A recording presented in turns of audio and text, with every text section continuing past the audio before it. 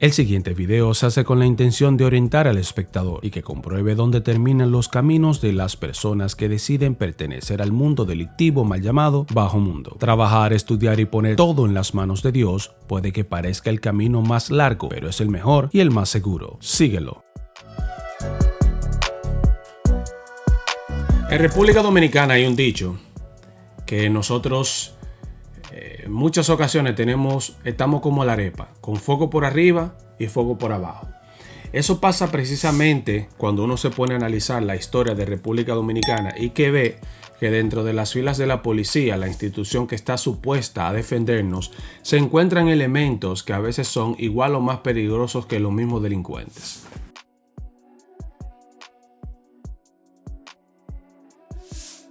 Hemos tratado varios de estos casos en mi canal. Puedes ver la historia de Gatillito, por ejemplo, uno de los policías / delincuentes que precisamente murió en una cárcel de República Dominicana porque aparte de dedicarse a ser policía, pues también era un connotado sicario. Hoy vamos a hablar de La Soga, señores. La Soga, ese popular policía de Gurabo en República Dominicana, el cual era ley y constitución, llegando a ser el terror de su comunidad y llegar a ser conocido en toda República Dominicana por la forma tan sangrienta en que se conducía, y tras 19 años de pertenecer a la Policía Nacional, descubrirse que eliminó a múltiples personas y al final terminó la vida. Así que hoy vamos a estar hablando de La Soga, señores, uno de los policías más sanguinarios que ha tenido la historia de República Dominicana.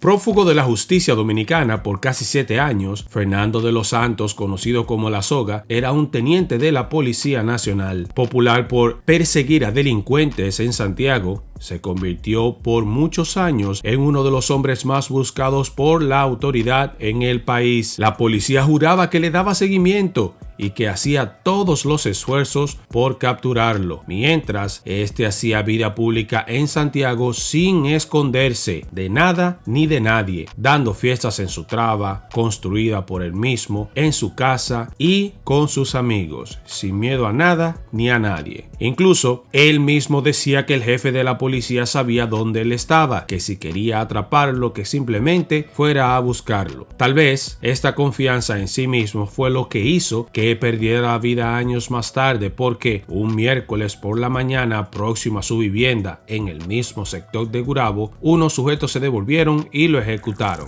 Y eso es lo que caracterizaba a La Soga, una persona sin ningún miedo, sin ningún reparo, que al final tal vez esto fue lo que le costó la vida. Pero para llegar a este punto, empecemos por el principio. ¿Quién fue La Soga? Fernando de los Santos, por mucho, el teniente de la policía más sangriento y reconocido, ha tenido en vilo a Santiago, o la tuvo durante muchos años. La Soga tenía un grupo que formó dentro de la policía llamado el Escuadrón, el Equipo o Los Duros, que se dedicaba a perseguir a delincuentes o a prófugos de la justicia, supuestamente, porque como veremos más adelante, hubo mucha gente que no tenía que ver con delincuencia y también cayó. Pero en el mismo año, durante la gestión del ex jefe de la Policía Nacional, José Armando Polanco Gómez, le pidió a La Soga que se entregara y prometió a la sociedad su captura. En noviembre del 2011, el entonces coronel Máximo Báez Alvar, director de comunicaciones de la policía, dijo que La Soga envió a la policía su chaleco antibalas, su arma de reglamento y su placa conjuntamente con su uniforme. Durante 6 años hubo una orden de captura de la Policía Nacional contra Fernando de los Santos, aka La Soga. La policía denominada en varias ocasiones a La Soga como una persona peligrosa y señaló que estaba fuertemente armado. Asimismo, una película llamada La Soga, donde se relata parte de las acciones realizadas por el ex teniente de la policía, fue muy popular en el país. El 17 de diciembre del 2018, durante una audiencia en el Palacio de Justicia de Santiago, La Soga indicó que su hoja de vida estaba completamente limpia y que no había cometido los delitos que se le atribuía. Cito: "Yo necesito que se aclare esto. Estoy totalmente limpio. No tengo nada que ver con lo que haya hecho la policía", manifestó de los Santos en ese entonces, escondido a plena luz del día. La policía decía que él estaba prófugo, al punto de dar parte a la Policía Internacional Interpol, emitiendo una alerta de búsqueda en más de 172 países. A pesar de que la policía aseguraba estar buscando a la soga y que este estaba escondido, incluso se llegó a especular que estaba fuera del país, todo era un teatro, porque la soga seguía en la misma comunidad de Gurabo, de donde siempre fue un miembro activo. Incluso muchos testigos llegaron a asegurar que la soga seguía siendo policía, cobrando su sueldo normal, y no era raro ver policías que se paraban en su casa cuando tenía sus populares fiestas de gallos en la traba que este mismo construyó. La soga fue un producto de la policía y es conocido para muchos que dentro de la misma se crean equipos de limpieza que son configurados para darle caza. Incluso en los barrios a los mismos delincuentes de diferentes bandas lo contratan o le dan dinero para que quiten a otro de la banda rival. En el caso de la soga, cuando ingresa como alistado en las filas de la policía, no tenía nada. Era simplemente un niño de la comunidad de Gurabo, el cual se crió sin papá, que luchó para salir adelante, vendiendo carbón y limpiando botas. Todo esto lo hacía para ayudar a su mamá, que era con la única que vivía. Sumergido en la más absoluta de la pobreza, la soga encontró a la policía en medio para salir adelante. Hay una observación. Si ustedes se fijan, yo creo que he dicho esto en videos anteriores, pero lo voy a volver a repetir. Si ustedes se fijan, la mayoría de las personas que integran o que se unen a la Policía Nacional, por lo menos en el pasado, eran personas que pertenecían al campo, gente sin pocos recursos, gente sin la posibilidad de salir adelante y que veían la policía como el medio de escalar socialmente. Le pongo el ejemplo más grande de una persona que vio la policía como el instrumento de escalar. Este fue Rafael Leonidas Trujillo, que de por cierto voy a hacer un top hablando de top 7 cosas negativas de Rafael Leonidas Trujillo o top 7 cosas negativas de Balaguer. Este top va a salir mañana. Si a ti te gustaría que hable de Trujillo, deja su nombre en comentarios, y si te gustaría que el top sea acerca de Balaguer, también deja su nombre en comentarios. Hay algo en común en estos miembros de la policía que tienen una guapesa desmedida, y es la exaltación a su propia imagen. Lo podemos ver con el caso de Gatillito o Beltor Clásico Mena, que si no lo has visto tenemos un video en el canal, que era muy cuidadoso al vestir. Yéndonos al otro extremo, como ya mencioné, tenemos al Generalísimo, que era conocido también como Chapita, una persona extremadamente cuidadosa como se veía frente a la sociedad. Eso pasaba exactamente con la soga, el cual siempre vestía impecablemente, afeitado y bien acicalado. Un moreno de mediana estatura, que a pesar de los problemas en los que se veía envuelto, nunca quitaba una sonrisa de su cara. Era tanta la confianza de la soga en sí mismo, que él iba personalmente a la casa de los delincuentes o presuntos delincuentes y le decía a sus familiares que le dijeran a su familiar que se entregara o que él sabía cómo iba a terminar esto. Esto es común de estas personas para tener una especie de terror psicológico en los delincuentes. Alguien que va armado y solo a tu casa y te dice que te entreguen es para hacerte una especie de presión psicológica para que tú termines cediendo a sus chantajes. Y en muchos casos la soga terminaba eliminando a estos sujetos. ¿Cómo operaba la soga? Muchos han escuchado de lo que es la carta blanca, pero pocos saben por qué le dicen de esa manera en el lenguaje de la policía. Y esto hace referencia al hecho de que si tú estás en carta blanca es que la policía te anda buscando para quitarte. ¿Cómo funciona este sistema? Esto es sencillo. Después que un delincuente tiene unas cuantas fichas, digamos 3 o 4, de la policía envían una comunicación con solamente un timbrado, o sea, un pequeño logo, el nombre de las personas, de la banda o de las personas. Esto se le pasa a uno de los equipos, como el ejemplo el que tenía la soga, y estos se encargan de ir a buscar a los delincuentes para exterminarlos. Pero ¿qué pasa? Todos hemos visto ese delincuente del barrio que tiene un pie menos, un brazo menos, está lisiado. Pasa que muchas veces estos policías llegan en un acuerdo con los delincuentes y por dejarse dar un tiro muchas veces o dejarlo paralítico lo dejan ir. En muchos casos lo engañan, cobran el dinero y de todas formas los ejecutan. Este es el llamado carta blanca. una comunicación que viene en un sobre de carta con el nombre de la persona y que el nombre que está ahí básicamente es un hombre que se va para el otro patio. Dichos por muchos sicarios, la primera baja es la más difícil, pero que luego de esto se vuelve como una especie de costumbre o básicamente como si fuera una droga.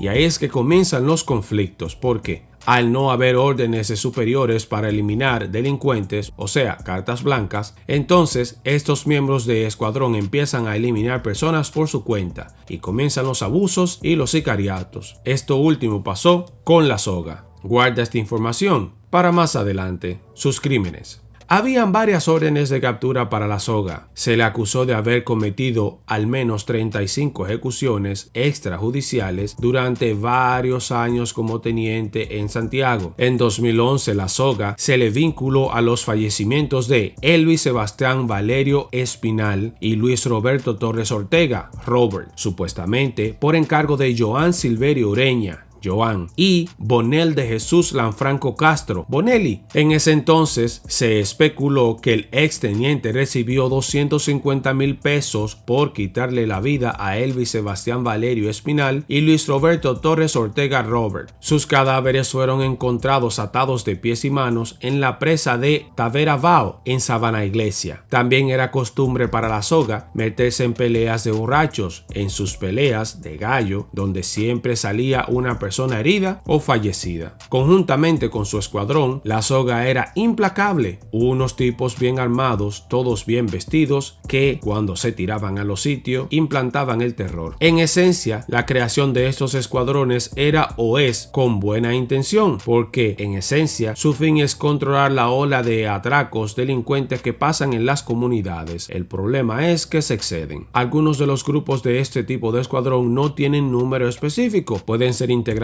por 2, 3, 4 personas o hasta una promoción completa de la policía. En el caso de La Soga eran solo 4 líderes, principalmente eran incluidos Piniche, Peña y Cabrita. Habían 2 más que eran Lopecito y La Cobrita, pero estos 2 últimos eran básicamente sublíderes. En los Cerros de Santiago también fue muy conocida la baja de Chichilindo, un presunto delincuente que estaba tomando fuerzas en el sector, el cual La Soga le advirtió que dejara el lugar tranquilo. Supuestamente, Chichilindo no hizo caso y siguió vendiendo estupefacientes en el sector y producto de un tumbe hirió a 2 hombres. Al día siguiente, La Soga se presentó al lugar de donde Chichilindo vivía y momentos en que este estaba supuestamente en un colmado con una niña en brazos, le propinó varios tiros quitándole la vida. Lo increíble de esto es la manera sanguinaria en que actuaba La Soga. Luego que quita a Chichilindo, lo monta en el Honda Accord rojo con tintes negros que todo el mundo conocía y se lo llevó a dar vueltas en todo el pueblo con una música alta.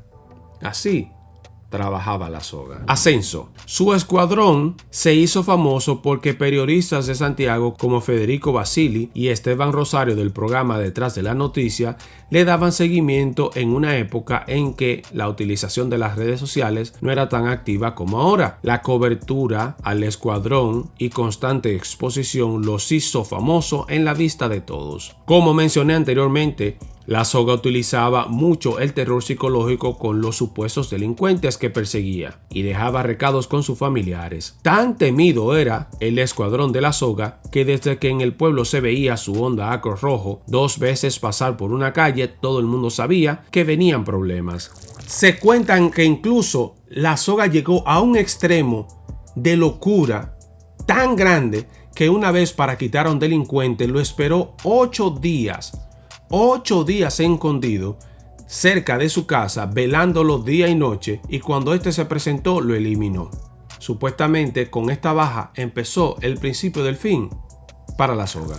El comunicador Federico Basili reportó que en una ocasión un grupo de delincuentes en Gurabo se atrincheró en el Ingenio, específicamente, después de asaltar unas bancas. Un grupo de delincuentes se desplazaba desde la capital al interior del país a realizar atracos en colmadones, bancas de loterías y joyerías. Ya habían realizado varios atracos en la zona aledaña a Gurabo, pero nunca habían incursionado en la zona de La Soga. Se cuenta que estos cometieron ese error y al tratar de salir del pueblo los estaban esperando la policía, los cuales tuvieron que devolverse al interior de la zona de Gurabo y atrincherarse en el ingenio. El tiroteo duró casi media hora hasta que llegó el escuadrón de la soga, que supuestamente en cuestión de minutos se dispararon el doble de tiros que en la anterior media hora. El saldo fue 2 de los delincuentes abatidos. Supuestamente 2 más quedaron en estado crítico, pero que cuando la soga y su equipo entró al ingenio, luego lo arrastraron por la ropa, lo tiraron detrás de la camioneta y todo esto quedó grabado en video. Caída.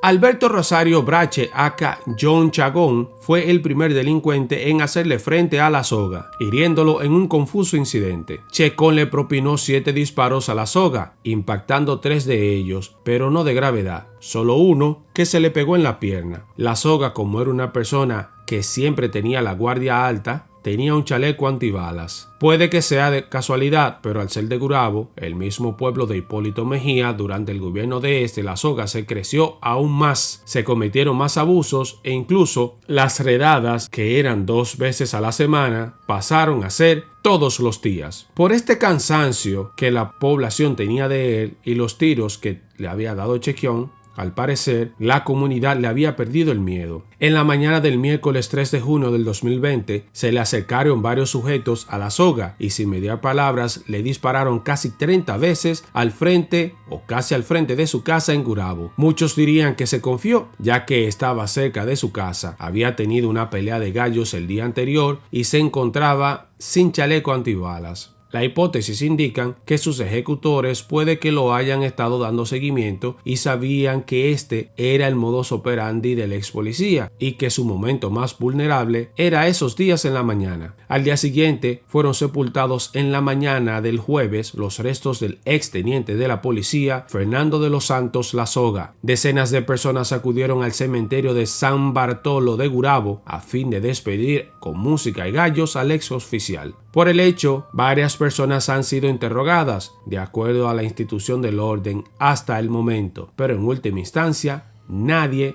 ha caído preso por el crimen.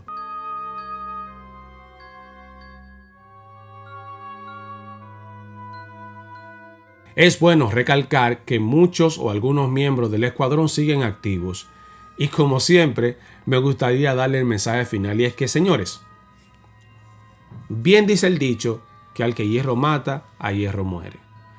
Todos los crímenes al final son pagos en esta tierra. Y recuerda que si tú haces algo mal y duras en el tiempo, va a llegar un momento en que te vas a arrepentir y ahí es donde los demás van a alcanzarte. Hay una película muy buena venezolana que creo que se llama Jairo, déjame tú saber en comentarios, de un pequeño niño sicario que quiso hacerse rico y hacer a la mamá rica, y al final cuando sale embarazada él se quiere quitar y de todos modos es ejecutado por un compañero sicario. Antes de meterte a la delincuencia, antes de pensar que eres más tigre que cualquiera y de hacer abusos, recuerda, siempre va a haber uno más loco que tú. Y en el momento que bajes la guardia, esa persona te puede quitar la vida. Hazte la siguiente pregunta. ¿Vale la pena realmente vivir una vida en donde tú constantemente te tienes que mirar por encima del hombro por unos cuantos pesos? No lo creo. La vida es solo una. No la desperdiciemos. Hagamos el bien, vivamos como hermanos, ganémonos la vida honradamente y sobre todo recuerda que lo que le hagas a los demás en esta vida vas a pagar. Mi nombre es John Lady, analista político y comunicador. Muchísimas gracias por estar aquí. Recuerda que si tienes algún otro caso que te gustaría que investigue y hable, abajo en los comentarios lo puedes hacer. Muchísimas gracias por darle like a este contenido, compartir, estar aquí. Gracias a ustedes tengo la oportunidad de hacer este trabajo que me encanta mucho. Sus mensajes, buenos o malos, son importantes para mí, así que yo lo tomo con la mejor de las aptitudes. Agradezco que lo hagas. También recuerda compartir este contenido en los grupos para que más jóvenes y el público en general vea dónde termina la vida de la gente que decide torcerse en el camino y al final terminan dándole piso. Un abrazo grande y hasta pronto.